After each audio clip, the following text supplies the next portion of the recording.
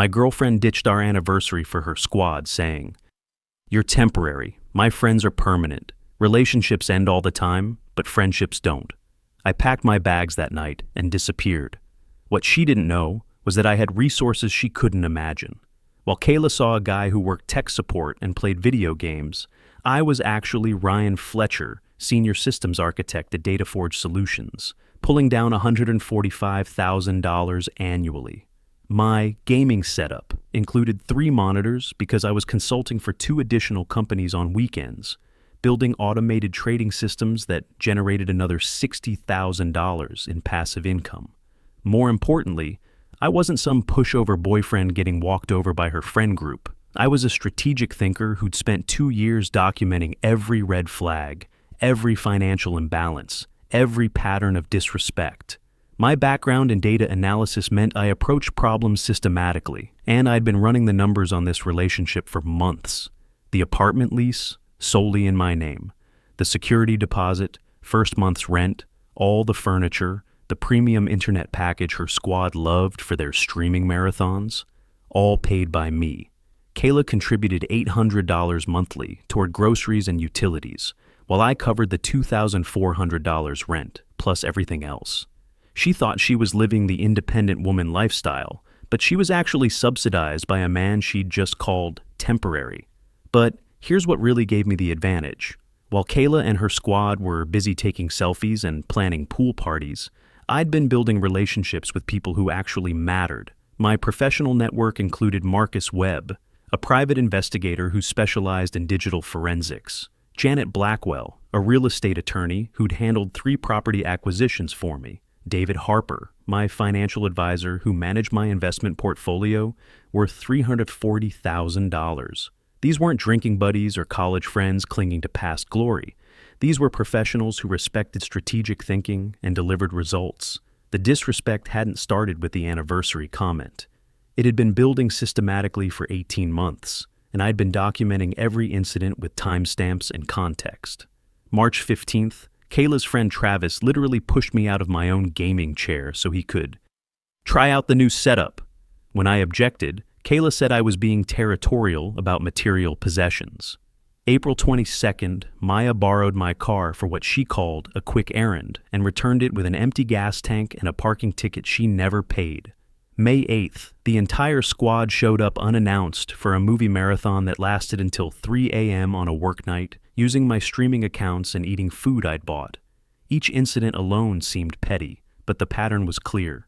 Systematic erosion of boundaries with Kayla's full support. The freeloading reached peak absurdity when Derek started storing his gym equipment in my living room because his apartment was too cramped. Not asking, just assuming. When I moved his weights to the hallway, Kayla accused me of being unsupportive of her friend's fitness goals that were cluttering my space and scratching my hardwood floors. But the financial calculation was what really opened my eyes. I'd been tracking expenses for 6 months using a budgeting app I'd designed myself. The squad's impact on my monthly costs. Additional groceries they consumed, $180. Extra streaming services they demanded, $47. Increased utility bills from constant overnight stays, $85. Restaurant tabs where I somehow became the default payer, $320. Insurance premium increase after Maya's parking ticket affected my record, $23. Total monthly cost of subsidizing Kayla's social life was $655. Over 2 years, I'd essentially paid $15,620 for the privilege of being treated like an inconvenience in my own home. The anniversary incident was just the final data point in a pattern I'd been analyzing for months. But what Kayla didn't understand was that I'd already been modeling various exit scenarios. As a systems architect, I don't make impulsive decisions. I run simulations, identify optimal outcomes, and execute methodically. Scenario A. Attempt to negotiate boundaries and demand respect. Historical data suggested 15% success probability based on past conversations. Scenario B. Issue ultimatum demanding she choose between me and the squad's excessive behavior. Risk assessment indicated high probability of temporary compliance followed by gradual reversion to previous patterns. Scenario C. Strategic withdrawal with documentation of cause. Complete control over timeline and terms. Probability of achieving desired outcome, 94%. The choice was obvious. Friday morning, while Kayla was at Maya's self-care breakfast, discussing outfit coordination for Lena's party, I activated my exit strategy. First call went to Marcus Webb, my investigator contact from a previous consulting project. Marcus, I need background checks on 4 individuals. Comprehensive financial and social media analysis. How fast can you deliver? Depends on the depth you want, Ryan. Basic financial and public records, 48 hours. Full digital footprint analysis, 72 hours. Full analysis, budget is open. Marcus had helped me vet potential business partners before. His thoroughness was worth every penny. While Kayla's squad thought they were just friend group drama, I was treating this like the strategic business decision it actually was. Second call, Janet Blackwell, real estate attorney. Janet, hypothetical question. If someone wanted to terminate a residential lease where they were the sole signatory, what's the optimal approach to minimize legal exposure? Ryan, you looking to make a move? The standard 30-day notice protects you completely if you're the only name on the lease. Subletting arrangements with non-signatory residents have no legal standing. You'd be clear to terminate whenever you choose. Third call. My apartment complex's management office. This is Ryan Fletcher, Unit 4/17. I need information about adding a second name to my lease agreement. I already knew the answer, but I wanted it documented. Mr. Fletcher, any lease modifications require credit checks and income verification for additional parties. Would you like me to send the application paperwork? Actually, I'm reconsidering. What's the policy if I want to terminate my lease early? Standard 30-day written notice. No penalties since you've been a resident for over 18 months. Perfect. Kayla had been living in my apartment for 8 months without any legal standing. She wasn't a tenant, wasn't a subletter, wasn't even an authorized occupant. She was essentially a guest who'd overstayed her welcome by about 7 months. By noon, I'd secured a 1-bedroom apartment in a complex 25 minutes away. Higher-end building, better security, gym, and pool that didn't require sharing space with freeloading 20-somethings. Monthly rent was $1,950, which was actually cheaper than the $2,400 plus squad subsidies I was currently paying. The new place had one crucial feature Kayla would hate: a strict guest policy limiting overnight stays to 3 consecutive nights per month. Perfect for someone who actually wanted to live like an adult instead of running a halfway house for people with Peter Pan syndrome. Saturday morning, Marcus called with preliminary findings. Ryan, your girlfriend's friend group is interesting. Travis Brennan owes $8,400 in credit card debt and hasn't paid his car insurance in 3 months. Maya Foster got evicted from her last place for non-payment and is currently sleeping on rotating couches. Derek Wilson's social media shows constant complaints about being broke despite working full-time.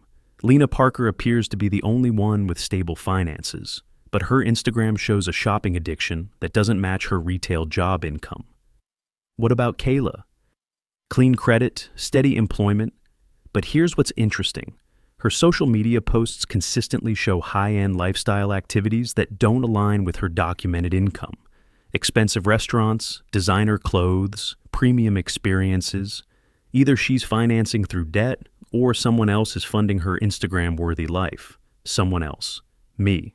I'd been subsidizing not just her living expenses, but her entire social media presence. Every time the squad went out and I picked up tabs, every time they used my apartment as a backdrop for their lifestyle photos, every time they borrowed my car for their adventures, I was essentially funding their fake success narrative. The data was clear. Kayla's squad wasn't just disrespectful. They were financially dependent on my resources. Travis couldn't afford his own insurance. Maya didn't have a permanent address. Derek was constantly broke, and Kayla was using my subsidies to maintain a lifestyle that impressed people who were using her for access to my resources.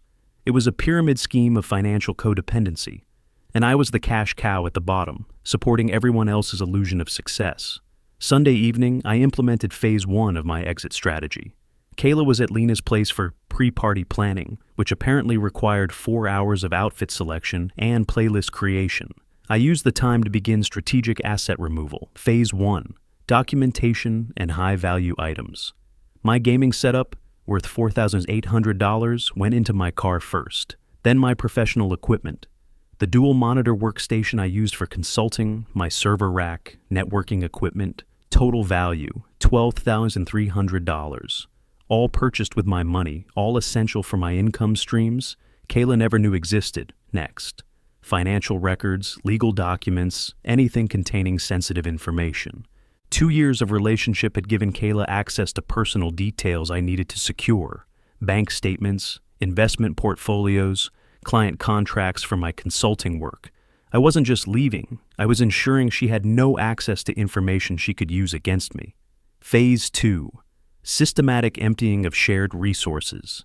Kitchen appliances I'd purchased, furniture I'd chosen and paid for, the 65-inch TV that had hosted countless squad movie marathons on my streaming accounts. Every item I removed represented dollars I'd spent subsidizing people who considered me temporary. By Tuesday, I'd relocated roughly 60% of my assets to the new apartment, while Kayla remained oblivious. Her attention was completely absorbed by Lena's upcoming birthday celebration, which apparently required logistics planning that would impress military strategists. Group chat notifications were constant, discussing everything from ice procurement to bathroom schedules for their party. Wednesday night provided the perfect test of her priorities. My project manager called with urgent client issues requiring immediate attention. Server failures at 2 different companies, both my consulting clients, both paying premium rates for emergency response. I could either spend the evening fixing systems that generated $15,000 monthly in additional income, or I could attend Travis's comedy night debut at some basement venue where he planned to perform his first stand-up routine. "Ryan, you promised you'd be there for Travis," Kayla said when I explained the situation. "He's really nervous and needs friends supporting him." "Kayla, I have actual emergencies, real companies with real problems paying real money for solutions. Travis's hobby can survive without me." "It's not just a hobby, it's his dream. Why can't you be supportive?" "Because his dream doesn't pay my mortgage. Client emergencies do." She stared at me like I'd spoken in a foreign language. "Everything's about money with you lately." "No, everything's about priorities. Mine prioritize obligations that matter. Yours prioritize whatever keeps the group chat happy." She went to Travis's comedy night. I spent 4 hours resolving server issues and earned $2,800 for emergency weekend work. While she was watching amateur stand-up, I was demonstrating the professional competence that funded her entire lifestyle. Thursday morning, she was already planning Lena's pre-party preparation session. "We need to get there early to help set up decorations and prep snacks." "Have fun," I said, not looking up from my laptop, where I was reviewing network architecture for a new client proposal worth $40,000. "Don't you want to know what time we'll be back?" "Not particularly." That stopped her. "Ryan, what's wrong with you lately? You used to care about our plans." I closed the laptop and gave her my full attention. "Kayla, when's the last time you asked about my work?" "What do you mean?"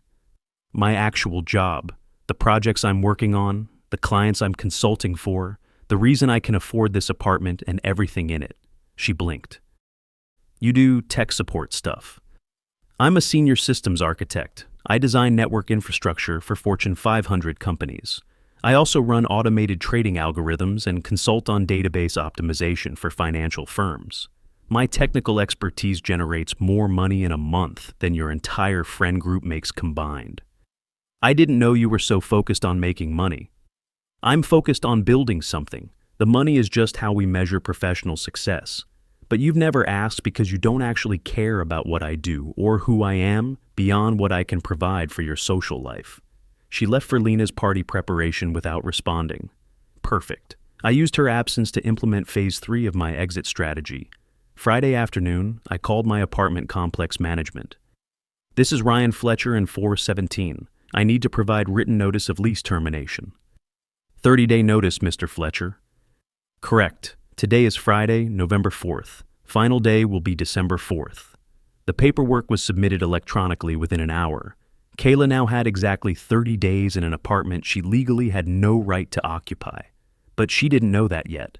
Friday evening, the squad gathered for Lena's pre-party strategy session, which apparently required analyzing the birthday venue layout and assigning responsibility for social media documentation. I sat in my office, doors closed, finalizing consulting contracts that would generate $85,000 in additional Q4 income. Around 10 p.m., Travis knocked on my door. "Yo, Ryan, come hang out. We're planning the most epic birthday celebration ever." "Epic how? What's the budget? Who's handling logistics? Have you confirmed venue capacity and permits?" He stared at me. "Bro, it's just a party." "Right, just a party that someone has to plan, finance, and clean up after. Someone who probably isn't you." "Kayla handles most of the planning stuff." "And who handles most of the paying stuff?" His silence answered my question. Saturday morning, I woke up early and reviewed the final analytics on my relationship with Kayla. 2 years, $31,540 in subsidies, 847 hours of squad-related social obligations, 0 interest in my professional achievements, 0 support for my career goals, 0 respect for my boundaries. The data was conclusive. This relationship was a net loss across every meaningful metric. While Kayla was still sleeping off the pre-party planning session, I loaded the last batch of my belongings into my car. Art from the walls that I'd chosen and purchased. Kitchen appliances that bore the scars of squad cooking experiments. My home office furniture that had provided the workspace generating 6 figures annually, while she thought I was just doing tech support stuff. By 9 a.m., my new apartment was fully furnished and functional. High-speed internet already configured, workstation already operational, consulting clients already able to reach me at my new location. Professional transition complete. Now came the strategic part. Phase 4, information control and narrative management. I drafted a detailed email to the apartment management, explaining that Kayla Brennan was an unauthorized occupant who would need to be removed following my lease termination. I included timestamps of her move-in dates, confirmation that she was not a signatory on the lease, and documentation that she'd been residing there without legal standing. Second email went to utility companies. Please transfer final bills to my new address and discontinue service to Unit 417 effective December 4th. Third communication, streaming services, subscriptions, any recurring payments associated with the old address. Cancellation notices submitted across the board. Kayla's squad had become accustomed to premium Netflix, Hulu, HBO Max, and Disney Plus on my accounts. They'd grown comfortable with high-speed internet and cable services in my name. They'd taken for granted the apartment that hosted their gatherings, the kitchen that fed their meetups, the space that provided the backdrop for their social media lifestyle. All of those luxuries were about to disappear, and they had no idea. Saturday afternoon, while Kayla was at Lena's actual birthday party, I received a call from Janet Blackwell, my attorney. "Ryan, I reviewed the lease termination notice you forwarded. Everything looks clean from a legal perspective. What's your timeline for informing the other occupant?" "Strategic timing, Janet. I want maximum impact with minimum opportunity for interference." "Understood. Just remember, 30 days is legally sufficient but practically tight for someone who needs to find alternative housing." She had 2 years to establish her own lease if she wanted housing security. Alternatively, she could have treated our relationship like a partnership instead of a resource extraction operation. "Fair enough. Do you need any additional legal documentation?" "Not yet, but stay available. If this escalates, I'll need representation." Saturday evening, I sat in my new apartment, monitoring social media while the squad celebrated Lena's birthday. Instagram stories showed them at some rooftop venue, posing with drinks that cost $18 each, tagging each other in photos that projected success and confidence. What they didn't show was who was actually paying. Kayla's Instagram stories showed her raising champagne glasses and making toasts about friendship and loyalty, but her Venmo transactions told a different story. She'd requested money from Travis for her share of dinner. He'd declined. She'd requested money from Maya for the Uber to the venue, payment pending. She'd posted about the amazing birthday celebration, but she was actually scrambling to cover her portion of expenses. The financial house of cards was already wobbling, and I hadn't even revealed my exit strategy yet. Sunday morning, I implemented the final phase of my strategic withdrawal. Kayla had stayed overnight at Lena's place for the birthday after-party sleepover, which gave me perfect timing for the reveal. I sent a single text message with photo attachments. Hope Lena's party was worth missing our anniversary. Attached are photos of my new apartment and copy of the lease termination notice for our old place. You have 30 days to find alternative housing. Keys to Unit 417 will be returned to management on December 4th. Then I turned off my phone and went for a workout at my new apartment complex's fitness center. No group drama, no shared equipment, no Travis doing bicep curls in front of the mirror while recording TikTok videos. Just adult professionals using gym equipment properly and cleaning up after themselves. When I turned my phone back on 2 hours later, I had 47 missed calls and 23 text messages. The squad had discovered what strategic planning looked like when executed by someone who actually understood consequences. Kayla's messages started with confusion. "Ryan, what is this supposed to mean? Very funny joke," then escalated to anger. "You can't just move out without talking to me. This is insane behavior." Then shifted to bargaining. "We can work this out. I know I've been focused on my friends lately, but that doesn't mean you should blow up our entire relationship." Travis had somehow gotten my number and sent messages ranging from threats. "Bro, you can't just abandon Kayla like this. Real men don't run away from problems." Maya tried emotional manipulation. "Kayla is crying hysterically. How can you be so cruel to someone who loves you?" Derek attempted logic. "Ryan, this seems like an overreaction to relationship issues that could be solved with communication." Lena went straight to social media, posting vague stories about fake people who abandon their friends when things get real, and learning who really has your back during difficult times. But here's what none of them understood. I hadn't abandoned anything or anyone. I had systematically withdrawn from a situation that was designed to extract resources while providing minimal reciprocal value. This wasn't emotional decision-making. This was business optimization applied to personal relationships. By Sunday afternoon, the panic was escalating. Kayla had apparently returned to Unit 417 and confirmed that my belongings were actually gone. Real gone. Not hiding stuff to make a point. Gone. Professional moving out gone. That's when she called from Travis's phone, probably assuming I was screening her calls. "Ryan, what the hell is happening? Half the apartment is empty. Did you seriously move out without telling me?" "I told you exactly what was happening. New apartment, lease termination, 30 days notice. What part was unclear?" "The part where you lost your mind and decided to throw away 2 years over one argument." "Kayla, it wasn't one argument. It was 2 years of systematic prioritization, where I consistently ranked below random social events. Yesterday was just the final data point." "Data point? Ryan, we're talking about our relationship, not some business project." "Actually, we're talking about a business project. I invested time, money, and resources into building something with you. You diverted those resources to subsidize your friend group's lifestyle while treating me like an inconvenience in my own home. The return on investment was negative, so I'm reallocating my assets." "I can't believe you're talking about love like it's a financial transaction." "I can't believe you're talking about love when you've demonstrated zero interest in my career, my goals, or my needs for the past 18 months. Silence on the line, then a different voice. Maya had grabbed the phone.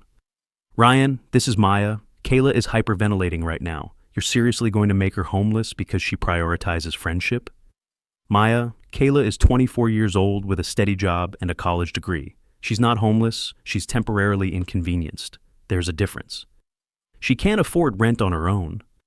Then she shouldn't have spent 2 years acting like someone else's rent wasn't important. This is heartless. This is strategic. Heartless would have been stringing her along while secretly resenting the financial drain. I'm being direct about the fact that this arrangement doesn't work for me." Another voice switch. Derek now. "Ryan, look, we all know there have been some boundary issues, but you can't just walk away from people who care about you without trying to fix things first."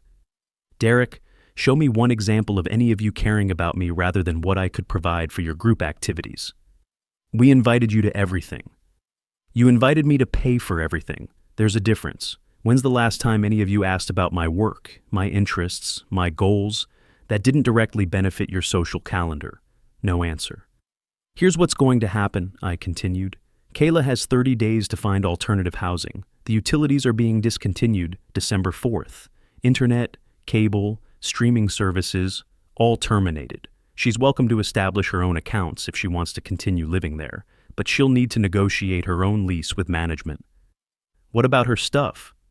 What about it? It's her stuff. She can take it with her when she moves. Move where? That's a question she should have asked before spending 2 years treating housing security like someone else's responsibility. The call ended abruptly. They'd either hung up or Kayla had collapsed completely. Either way, the information had been communicated clearly. Monday morning, I was sitting in my home office reviewing client proposals when security called from my old apartment complex. Mr. Fletcher, there are several individuals at your former unit requesting access. They claim there's been some kind of mistake with your lease termination. No mistake. The lease is properly terminated with 30 days' notice as required. The individuals in question are unauthorized occupants who will need to make their own arrangements. Should we contact local authorities if they refuse to leave? Use your judgment. I'm no longer a resident, so building security is your responsibility now. 20 minutes later, Marcus Webb called with an update. Ryan, interesting developments with your girlfriend's friend group. Travis Brennan was arrested last night for driving without insurance. Maya Foster apparently got fired from her retail job for excessive absences. Derek Wilson's car was repossessed this morning. It's like their financial house of cards is collapsing all at once. What about Kayla? Clean so far, but here's what's interesting. Her social media activity has increased dramatically since yesterday. She's posting stories about betrayal, toxic relationships, people who abandon you during difficult times, but she's not getting the engagement she usually gets. Most of her followers are mutual connections who know both of you, and they're not taking sides publicly. The narrative wasn't working in her favor. People who knew us both were probably running their own calculations about the relationship dynamics they had observed. Kayla constantly on her phone, the squad always present, me always picking up tabs and providing resources, while she showed minimal interest in my professional life. Tuesday brought the first attempt at strategic counterplay. Lena called me directly, apparently designated as the squad's negotiator. Ryan, I want to talk to you about this situation with Kayla. What situation? I terminated a lease I was paying for and moved to an apartment that better suits my needs. What's the situation? You're being vindictive and cruel. Kayla loves you. Lena, Saturday night, Kayla told me I was temporary while her friends were permanent. Sunday morning, I made myself temporary. She got exactly what she said she wanted. She was upset about the anniversary thing. People say things they don't mean when they're emotional. People reveal their actual priorities when they're emotional. Kayla revealed that I'm a lower priority than your birthday party. I made decisions based on that information. So you're just going to abandon someone you supposedly loved because of one comment? I'm going to redirect my resources toward relationships that provide mutual respect and reciprocal investment. Kayla can love me from her own apartment, funded by her own income, surrounded by the permanent friendships she prioritizes. She can't afford her own apartment. Then she shouldn't have taken mine for granted. Ryan, this is bigger than just Kayla. You're breaking up our entire friend group. I was never part of your friend group, Lena. I was a resource your friend group utilized. There's a difference. That's not true. We invited you to things. You invited me to pay for things. When's the last time you asked about my career, my interests, my goals that didn't involve funding your social activities? Silence. Lena, I'm a systems architect. I design network infrastructure for major corporations. I also run trading algorithms and provide database consulting. My professional expertise generates significant income. But to your group, I'm just Kayla's boyfriend who has a nice apartment and picks up restaurant tabs. We didn't know you were so successful. Because none of you ever asked. You were too busy planning the next event you'd expect me to subsidize. What do you want us to do? Nothing. This isn't about you. This is about Kayla learning that housing security requires personal responsibility, and I'm not obligated to provide that security for someone who considers me temporary. Wednesday morning brought escalation. I arrived at my new office to find that Kayla had somehow gotten my work address and was waiting in the lobby. Building security had properly ID'd her and called upstairs before allowing access. giving me time to prepare. When she arrived at my floor, I met her at the elevator bank rather than allowing her into my actual workplace. "Ryan, we need to talk." "We can talk here in the lobby." She looked around at the professional office environment, probably realizing for the first time that my work involved actual corporate spaces rather than some work-from-home tech support role she'd imagined. "I can't believe you're doing this to me." "Kayla, I'm not doing anything to you. I'm making decisions about my own living situation and my own relationship priorities." "You're making me homeless." "I'm discontinuing a housing subsidy you were never entitled to. There's a difference." "Where am I supposed to go?" "That's an excellent question you should have asked yourself before spending 2 years acting like housing was someone else's responsibility." "Ryan, I love you. I made a mistake, but that doesn't mean you should destroy my entire life." "I'm not destroying anything. I'm withdrawing from something that wasn't working for me." She started crying, which drew attention from people walking through the lobby. Professional environment, emotional drama, not a good combination for my reputation. "Kayla, this conversation needs to happen elsewhere." "Fine, coffee shop across the street, 5 minutes." She agreed, and we walked to a neutral location where personal drama wouldn't impact my professional standing.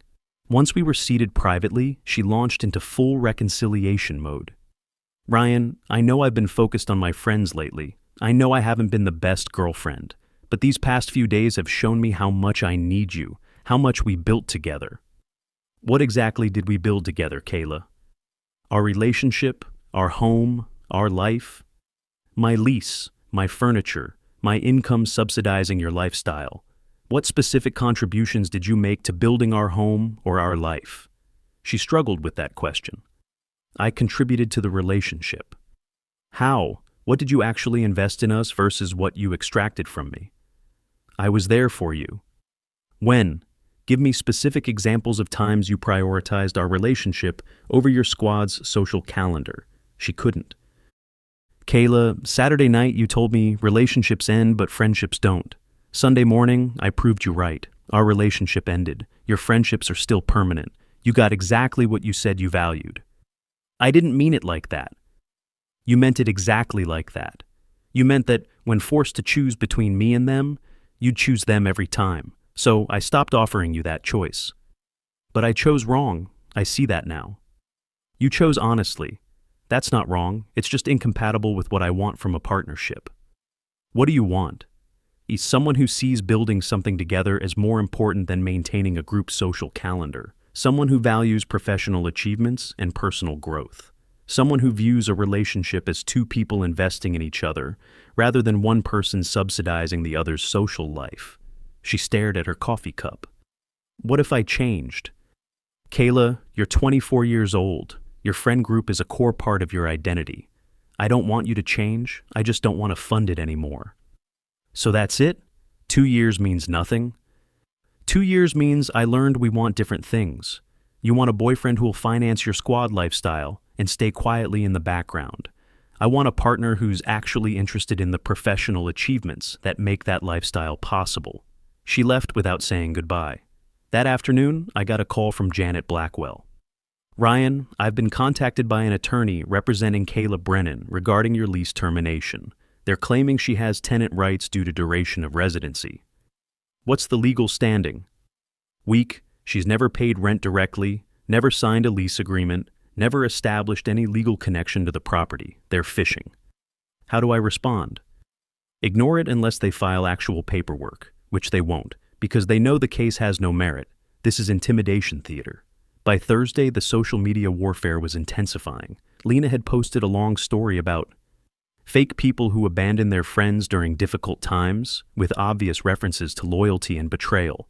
Maya shared posts about emotional abuse and financial manipulation. Travis posted about real men who fight for their relationships instead of running away. But the narrative wasn't working the way they had hoped. People who knew us both were asking questions in the comments. Questions about the actual relationship dynamics they had observed. Questions about financial responsibility and adult behavior. Friday morning, Marcus called with interesting intelligence. "Ryan, the social media campaign is backfiring. Kayla's coworkers are asking her why she didn't have her own lease if she was living somewhere for 8 months. Her family is asking why she didn't save money for housing security while someone else was paying her rent. The victim narrative only works if people don't think about the logical questions it raises. What about the squad? Travis can't make his car payments and is moving back with his parents. Maya is couch surfing and asking various friends for temporary housing. Derek sold his gaming setup to make rent. Lena is the only one with stable housing, and she's suddenly less enthusiastic about hosting group activities at her smaller place. The financial house of cards was collapsing exactly as I'd predicted. Without my subsidies, their lifestyle was unsustainable. Saturday morning, I got a text from an unknown number. "Ryan, this is Emma, Derek's fiancée. Can we talk?" Emma, the woman Derek had been hiding from the squad because she didn't approve of their codependent dynamics. I'd met her twice at group events where she'd looked uncomfortable with the collective behavior and left early both times. "What's on your mind, Emma?" "I wanted to thank you." "For what?" "For finally showing Derek what happens when someone sets boundaries with that group. He's been seeing a therapist about codependency issues since Wednesday." "How's that going?" "Really well. He's realizing that the squad wasn't actually friendship. It was mutual enabling.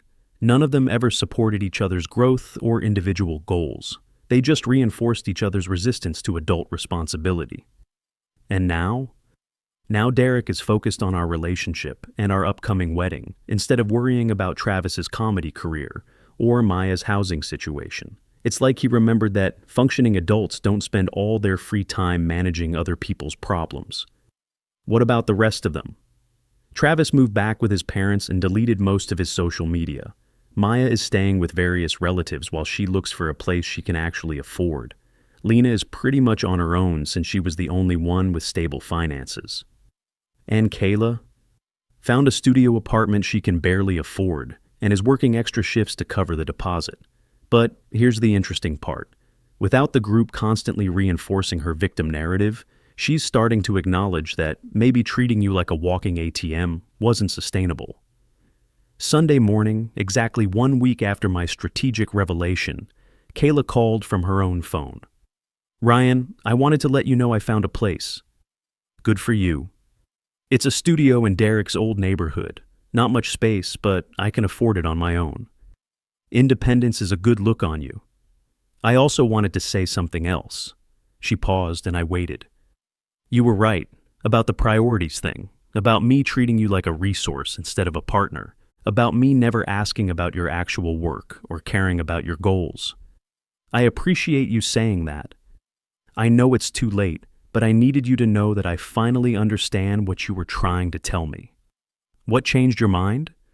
"Living on my own for a week, having to budget for groceries and utilities and realizing how much of my lifestyle was actually subsidized by your income, having to make decisions about spending without assuming someone else would cover the shortfall." "And your friends?" "The group kind of fell apart once everyone had to deal with their own individual problems. Turns out it's harder to constantly hang out when you're all working extra hours to afford rent." "What about your permanent friendships?" "Yeah, about that. Permanent friendships actually require mutual support and individual growth. What we had was mutual enablement and collective avoidance of adult responsibility. I was impressed by her self-awareness, but I wasn't interested in reconciliation." "Kayla, I'm glad you're figuring things out. I really am, but I'm not available as a relationship option anymore." "I know. I just wanted you to know that I learned from this, and I'm sorry it took losing you to figure out who I actually wanted to be." After she hung up, I sat in my new apartment reflecting on the week's outcomes. Kayla had her own place and was learning financial independence. Derek was in therapy working on codependency issues and focusing on his upcoming marriage. Emma had her fiancé back from the squad's emotional demands. Travis was living with family and dealing with his financial irresponsibility. Maya was learning that adult housing requires adult planning. Everyone was experiencing consequences appropriate to their choices, and everyone was learning lessons they needed to learn. Meanwhile, I was thriving in my new space. My consulting income had increased by $12,000 in the past week due to additional projects I could focus on without constant squad distractions. My new apartment was 15% cheaper than the subsidized lifestyle I'd been funding. My stress levels were dramatically lower. My professional focus was sharper. Most importantly, I was dating someone who actually understood what I did for work. Julia, a project manager at a tech company who appreciated strategic thinking and valued professional achievement. Someone who asked about my consulting projects and offered insights from her own experience. Someone who paid her own rent, managed her own social calendar, and viewed relationships as partnerships between equals rather than resource extraction opportunities. 3 months later, Marcus Webb called with a final update on the squad's dissolution. "Ryan, thought you'd find this interesting. Derek got married last weekend. Small ceremony, no squad members in the wedding party. Travis is still living with his parents, but apparently doing better financially with proper budgeting help. Maya found a stable place and a better job. Lena is dating someone new who doesn't tolerate group codependency. And Kayla? Promoted to assistant manager at her company. Apparently, she's putting the same energy she used to spend on squad logistics into actual career development. Also, dating someone new who works in finance and is impressed by her budgeting skills. Everyone landed on their feet. Everyone learned lessons they needed to learn. Sometimes the best thing you can do for people is stop enabling their avoidance of adult responsibility. What about the narrative? How is everyone explaining what happened? That's the interesting part. Nobody talks about you as the villain anymore. Derek credits you with showing him what healthy boundaries look like. Maya says you taught her that financial security requires personal responsibility. Even Kayla tells people that you forced her to grow up and she's grateful for it now, even though it was painful at the time.